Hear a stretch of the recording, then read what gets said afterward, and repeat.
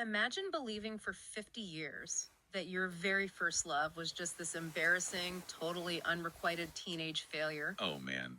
Yeah, the kind of memory you just shove to the back of your mind. Right, because looking at it just makes you cringe at your own awkwardness. Exactly. Then imagine taking all those old diaries, letters, memories half a century later, and actually feeding them into an artificial intelligence for an objective psychological analysis. And then realizing she was actually madly in love with you the entire time. it's wild. Yeah. It completely shatters your understanding of your own life story. It really does. Welcome to your deep dive. We are so glad you're joining us today. So glad to have you. You sent us a truly fascinating stack of source material today. It's this collection of deeply personal, retrospective memoirs written by an author who is looking back over 60 years of his life. And as we sifted through these essays, the central mission for today's deep dive became incredibly clear. We're basically going to decode a half-century-old romantic mystery. We really are. Because the core focus here is how this author's interpretation of his first love has changed so drastically. He went from this absolute certainty of rejection to the stunning realization that, wait, were they actually mutually in love all those years ago? Right. And to understand how a misinterpretation like that survives for 50 years, we really have to look at the mechanics of human memory. Oh, for sure. Because memory is not a video recording. It's a highly fluid, reconstructive process. Like it changes every time you look at it. Exactly. Every time you recall an event, your brain physically rewires the synapses, coloring the past with the emotions and insecurities you felt at the time. Wow. And when you were a teenager, caught in the emotional storm of first love, your prefrontal cortex, the logical pattern recognizing part of your brain, it's still under construction. So you're basically navigating a complex adult world completely blind. Pretty much, yeah. Which means you're operating on a script you don't even know you're reading from. So let's look at the anatomy of a first love, because our author doesn't just casually throw that term around. No, he doesn't. He has a highly specific clinical definition. For him, a first love isn't, passing a Valentine across a desk in elementary school. Right. It's way more than that. It requires a profound psychological disruption. It's a feeling you keep fiercely secret. It's characterized by a desperate desire to communicate, followed by a total neurological freeze-up when the opportunity actually arises. Yes. And I think the most crucial element in his definition is the behavioral shift. Right. It's the catalyst that makes a child start mimicking adult behaviors. Like trying to grow up overnight. Exactly. Suddenly, a teenager cares about their wardrobe. They attempt to wear makeup, or they change how they style their hair. Yeah. It is the exact moment an adolescent recognizes that the object of their desire resides in the adult world. And to reach them, they have to actively try to shed their childhood. That is so true. And that brings us to the inciting incident. The author is a third-year junior high school student. He's 14, maybe 15. Just a kid. Yeah, and he's dealing with this stubbornly inflamed joint in his ankle, which means he's forced to go to the local hospital regularly for these tedious electrical treatments. Right. To him, it's just a frustrating medical annoyance. Until one specific evening, he walks into the examination room and his entire reality shifts. The environmental details he records in the memoir here are vivid, which points to what psychologists call a flashbulb memory. Oh, right. Because the evening sunset is hitting the long brown hair of this assistant nurse trainee sitting by the window, and the light just turns her hair gold. He describes her as an angel. It's such a striking image. He describes catching his breath, feeling his heart hammer against his ribs so violently he thought he might actually pass out. Which is an intense physical reaction. It is. But I want to dig into the neuroscience of this for a second. Why does a 14-year-old brain react with such extreme systemic shock to the sight of an older girl in a uniform? Well, it comes down to the amygdala, which is the brain's emotional processing center. At 14, the amygdala is hyperreactive, while the regulatory systems are underdeveloped. So all gas, no brakes. Exactly. Yeah. When he sees this woman who is, 17 or 18 and already integrated into the adult workforce, it doesn't just trigger infatuation. What does it do? It abruptly recalibrates his entire social hierarchy. Wow. He explicitly notes in his writing that the very next day, his middle school classmates in their sailor uniforms suddenly look like brats. Oh, wow. Right. His brain has instantly reclassified his own peer group as juvenile because it has fixated on this new, mature ideal. It's a complete software update and happens in an instant. Literally overnight. And the irony is, while his brain is demanding he act like an adult, his methods are hilariously adolescent. Oh, they really are. He looks at her name tag, sees they share the same common last name, and interprets this as a profound cosmic destiny. Of course he does. Prior to this, he hated going to the hospital. Now, he's practically living in the waiting room. Right. If he sneezes, he rushes to the clinic. And then comes the crowning detail. I love this part. The hair liquid. Oh, the olfactory component of this story is just brilliant. It really is. He borrows his father's hair liquid, parts his hair meticulously, and walks into a sterile clinical hospital environment smelling like a middle-aged salaryman. But doesn't this entirely backfire?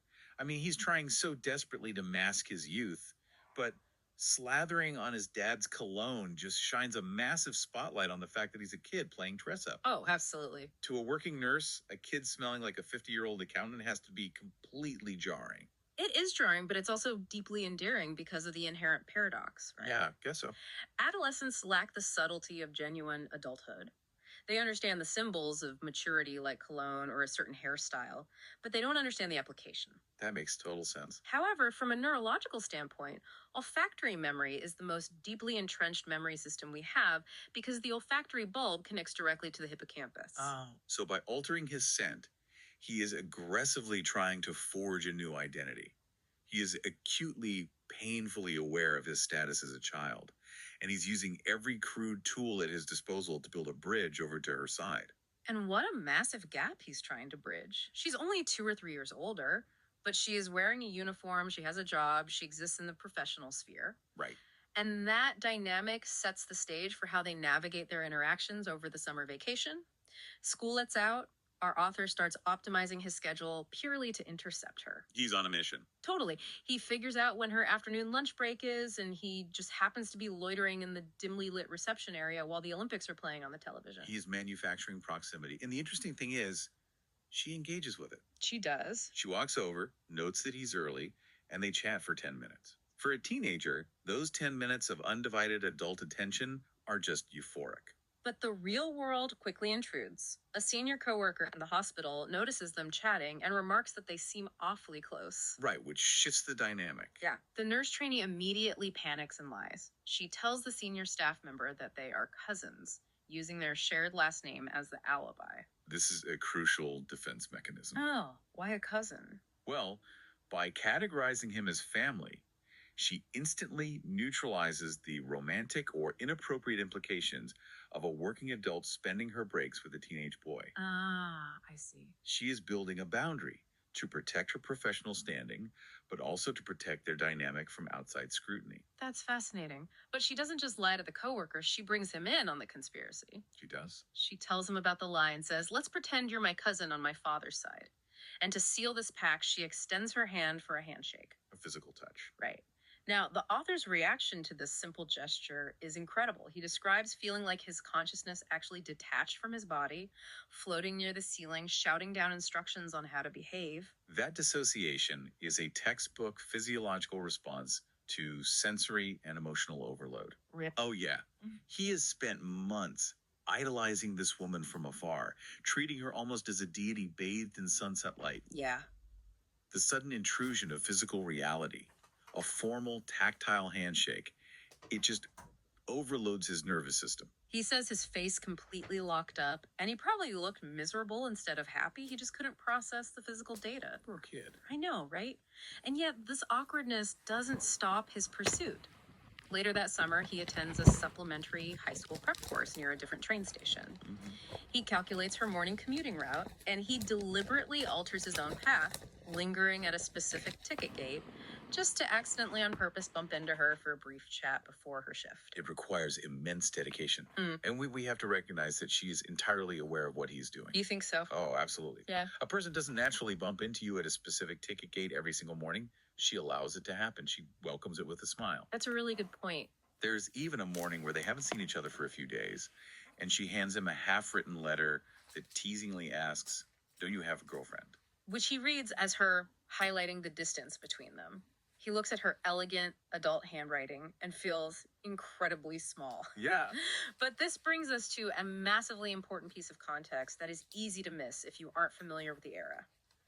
We need to talk about the tectonic plates they're standing on, because it's not just an age gap. Right. We really have to look at the socioeconomic reality of Japan in the early 1970s. Okay, set the scene for us. The author points out a staggering statistic from his research.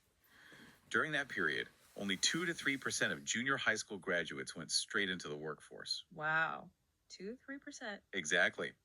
The overwhelming majority transitioned into high school, surfing the wave of post-war economic prosperity. So the fact that she is a teenager working as a trainee while attending an assistant nursing school isn't just a quirky career choice. Not at all. She is in a tiny, highly vulnerable minority. Exactly. It strongly indicates that she faced severe financial or family circumstances that derailed the standard academic path. That makes sense.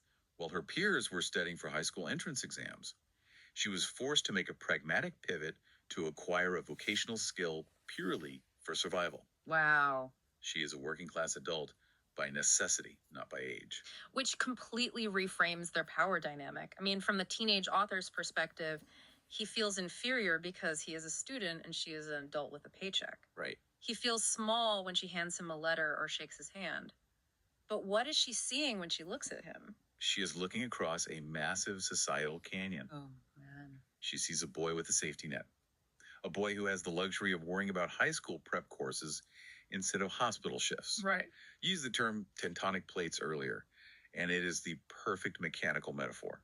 He is standing on the academic plate, moving steadily toward university and white-collar security. And she's not. No, she is on the vocational, working-class plate.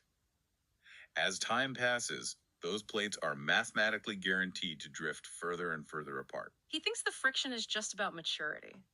But she knows the friction is about class, economics, and their entirely divergent life trajectories. Exactly. And that silent tension comes to a head in one of the most defining moments of his life, the Aiken test.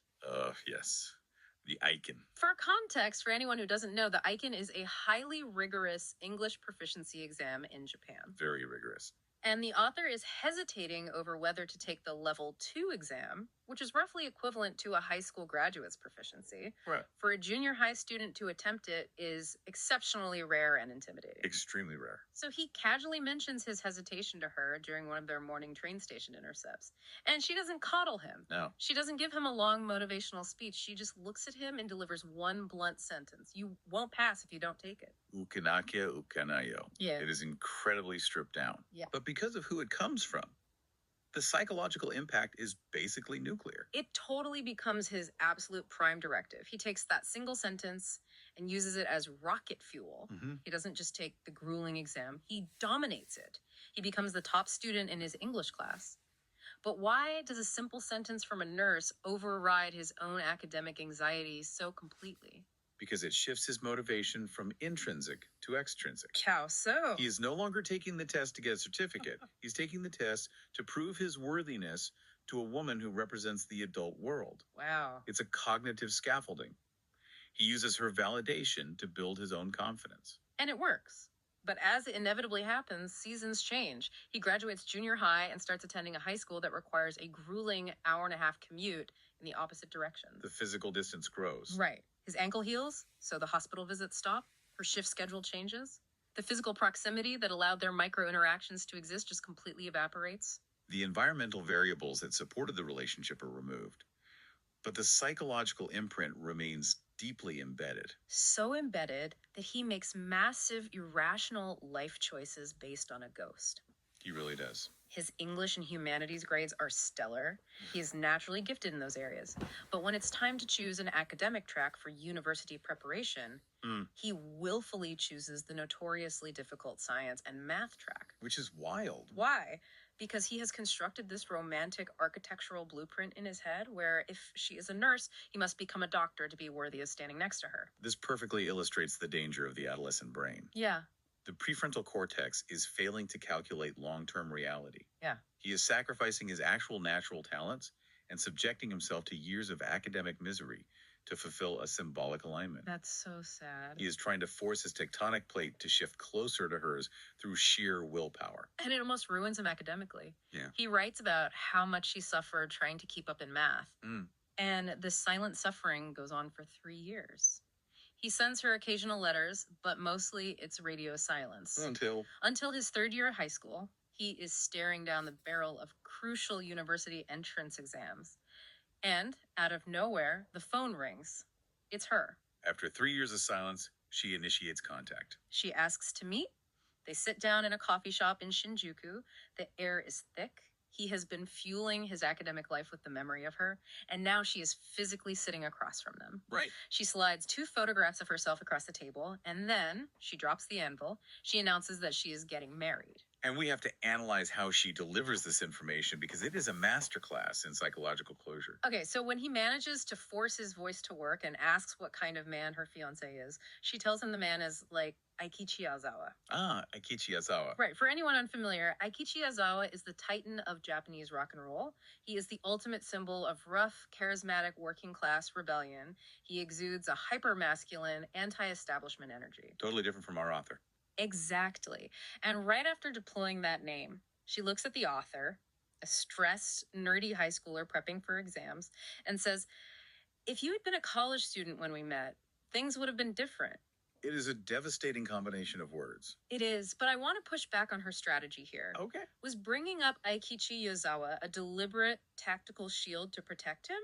Or was it just the truth? Is there a chance he's romanticizing this? Could it just be that she actually preferred tough rock and roll guys and she was subtly telling this nerdy kid, look, you were just not man enough for me? It's a valid skepticism, definitely. But if we look at the behavioral pattern, the surgical strike theory holds far more weight. Why do you say that? If she simply preferred tough guys and viewed him as a nerdy kid, she never would have kept his letters for 3 years. She never would have called him to meet in person to deliver the news. That's true. People don't seek out a formal closure meeting in Shinjuku for an annoying kid they don't care about. Good point. By invoking Aikichi Izawa, she establishes an impossible benchmark. She is creating a contrast so stark, the rebellious rock star versus the studious schoolboy, that it completely suffocates any argument he might make. I see. He cannot say, wait for me. You don't ask a woman to wait for you when she's marrying a rock star. It is a brilliant, necessary cruelty. She amputates the hope completely. Yes. He buys Yozawa's autobiography the next day, reads it until the spine blurks, and clings to a single line in the book. First love is fine as it is. It's better not to end up together. Wow. He swallows the pain, accepts the rejection, and moves on with his life. He goes to university. He enters the corporate world. But to understand how this single event permanently rewired his romantic hard drive, we have to jump forward in the source material to an essay he titled A 3-Second Love. Oh, this essay is the vital diagnostic key to everything. Really? It proves that the Shinjuku coffee shop wasn't just an event, it became his subconscious template for love. Okay, let's get into it. The author is now an adult working in a corporate office. He develops a friendship with an older female coworker. Okay. They start taking breaks together, bonding over shared stories of past heartbreaks. It's a very natural, mature vulnerability. Now, this coworker has a boyfriend who is 8 years older and works in an adjacent office. Right.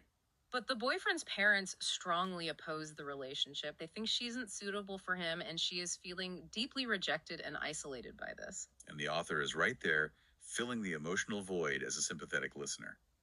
The proximity is perfect. It gets even more intense. The boyfriend gets transferred to a distant office. The author later discovers the boyfriend's parents actually manipulated the company to force the transfer to break them up. Wow, that's intense. I know.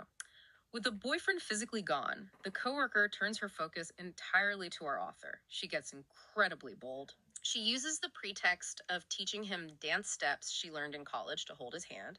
She pulls him out of the office. They go on drives. The younger staff members are actively gossiping that they are a couple. Notice the inversion of the dynamic here. What do you mean? When he was a teenager, he was the one awkwardly lingering at train stations, manufacturing proximity. Now, the older woman is the one actively pursuing him, closing the physical gap. Exactly. And he admits he is falling for her, but he holds back out of respect for the long-distance boyfriend. Right. But then the pressure cooker explodes. One day, she stops him. She brings up the office gossip. She looks him dead in the eye, stripping away all pretense, and asks, "We aren't what they say we are, right?" Oh, man. It is the ultimate invitation. She is handing him the pen and asking him to rewrite the rumor into reality. He writes that for exactly 3 seconds, time stops. They fall entirely, mutually, completely in love. It is a moment of total psychic alignment. Wow. But at the end of those 3 seconds, the author opens his mouth and says, "Right, we're not. Because you have a boyfriend." He slams the door shut. He locks it. She looks incredibly sad, but also strangely relieved that the tension is broken. 6 months later, she quits and follows her boyfriend. Wow. The author notes that if he had just said, "No, the rumors are true," they would have been together. So my question is, why does he sabotage himself? It's a great question. He explicitly notes in the essay that unlike his teenage years, he held all the cards here. He had the advantage in education, he was younger, he was physically present while the boyfriend was exiled. It was a sure thing. Why reject it? Because of repetition compulsion. Repetition compulsion. Yeah, it's a psychological phenomenon where a person unconsciously repeats an event or his circumstances over and over. Oh, I see. He states clearly in his memoirs, "My first love and subsequent loves were older women." He knows they are always inexplicably kind to him. So it's a pattern. Exactly. The assistant nurse didn't just break his heart. She created his baseline definition of profound love. To his subconscious, true love is inextricably linked to the act of walking away. True love requires a tragic, noble sacrifice. It's an emotional phantom limb.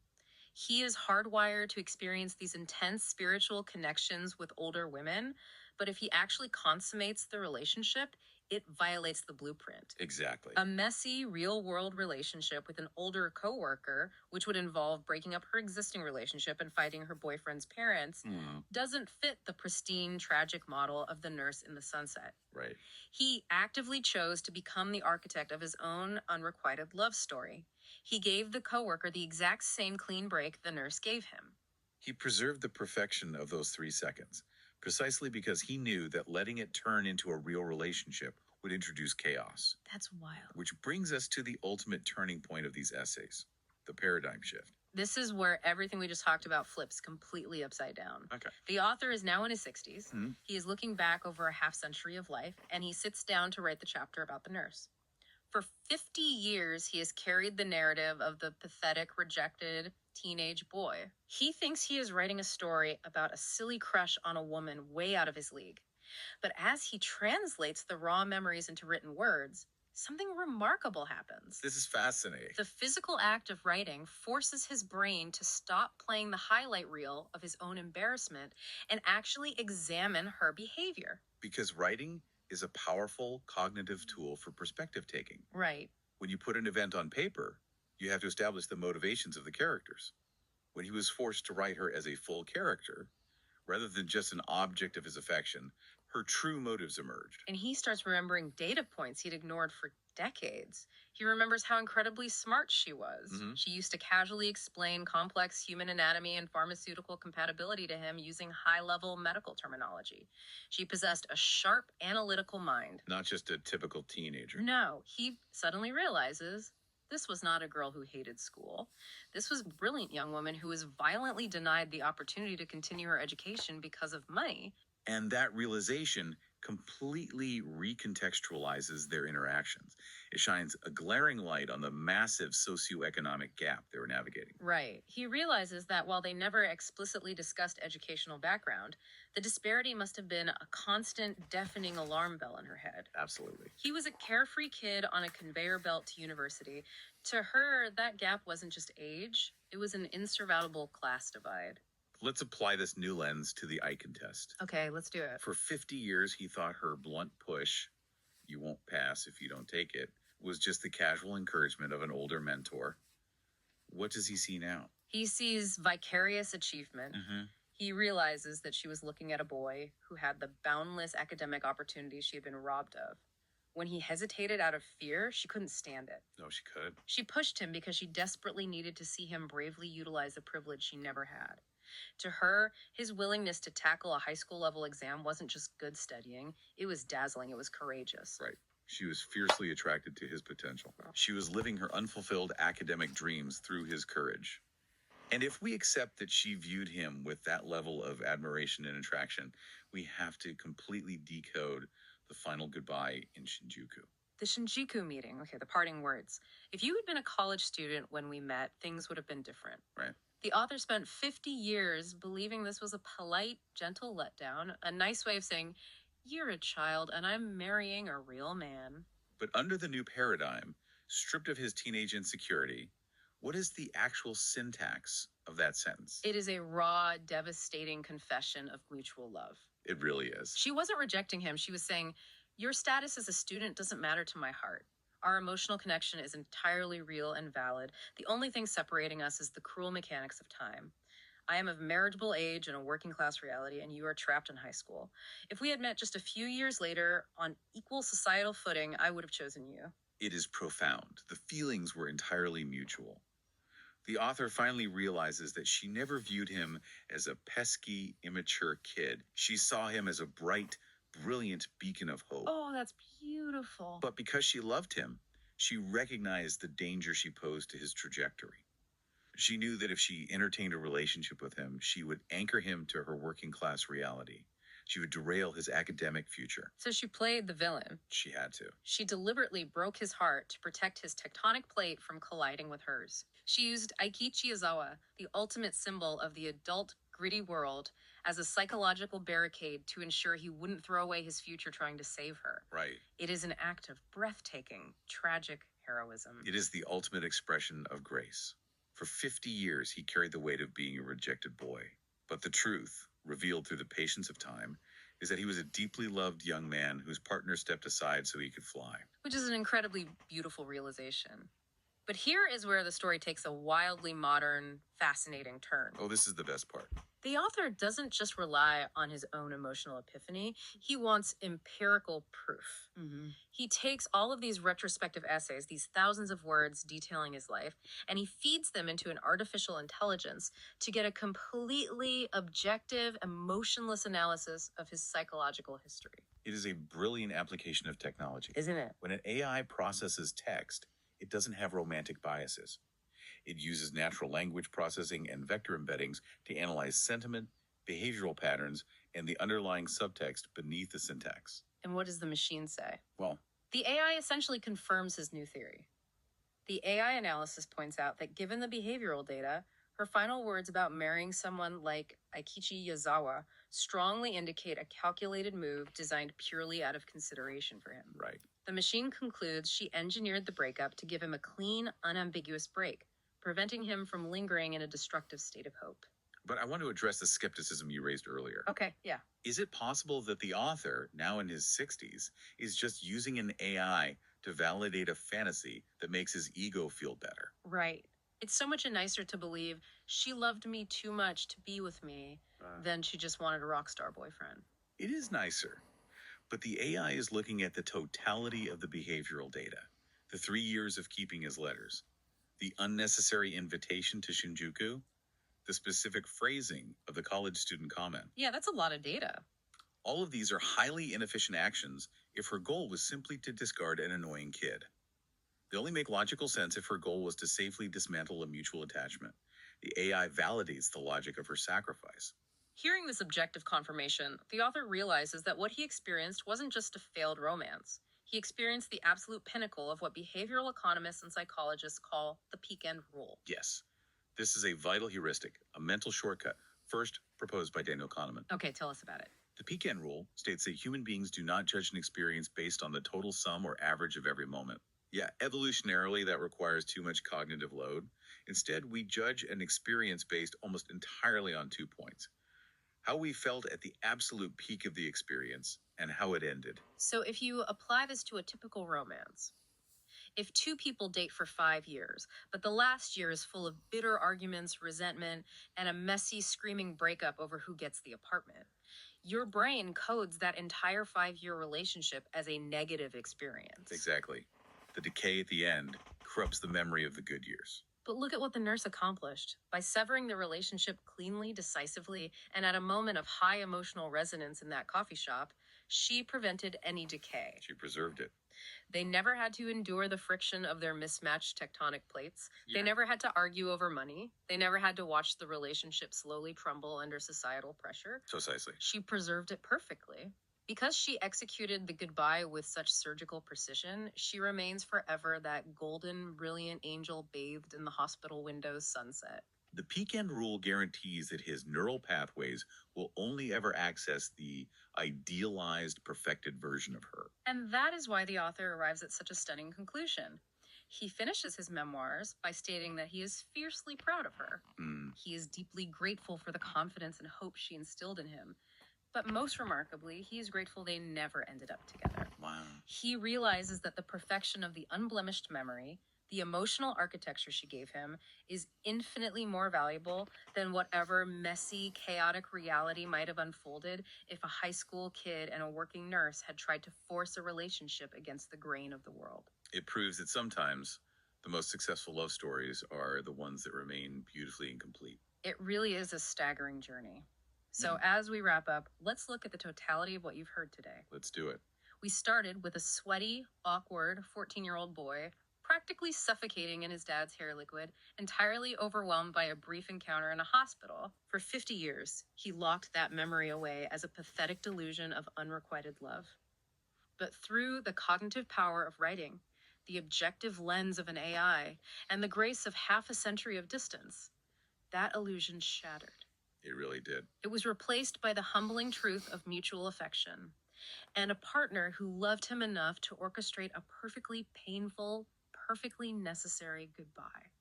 It challenges the very foundation of how we view our own histories. The stories we tell ourselves about our past are interpretations heavily distorted by the insecurities we harbored at the time. And that is exactly what we want to leave you with today. We want you to think about your own past. Think about the rejections that stung the most. Think about the missed connections, the incredibly embarrassing interactions, the unrequited loves you still carry quietly in your mind. If you could look at those moments right now, not through the suffocating lens of your own youthful insecurity, not through the embarrassment you felt in the moment, but through the hidden struggles, the unseen societal pressures, and the silent sacrifices of the other person. How many of your own stories would completely rewrite themselves today? How many people in your past loved you in ways you were simply too young, too blind, or too focused on your own awkwardness to see? It's a powerful thought. Thank you so much for bringing this source material to us and for joining us on this deep dive. We hope it encourages you to look back at your own tectonic plates, to revisit your own ghosts with a little more grace and a whole lot more curiosity. Thanks for listening.